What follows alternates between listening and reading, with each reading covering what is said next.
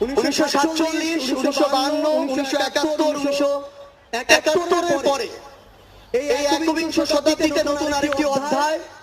2024। আমরা এখানে 24-এর অভ্যুত্থানে ফ্যাসিস্ট বিরোধী যে লড়াই করেছি, খুনি হাসিনার বিরুদ্ধে আমরা যারা ঐক্যবদ্ধভাবে লড়াই করেছি,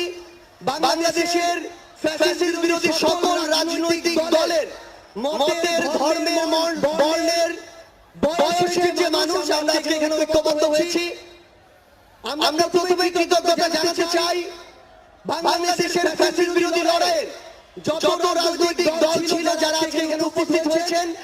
আপনাদের প্রতি আমাদের অন্তরের অন্তঃস্থল থেকে কৃতজ্ঞতা। আমরা শুধু আপনাদেরকে একটা কথাই বলি, একটা অনুরোধ করি, আমরা বিশ্বাস করি যদি ওই 5 আগস্টে খুনি হাসিনা জান নিয়ে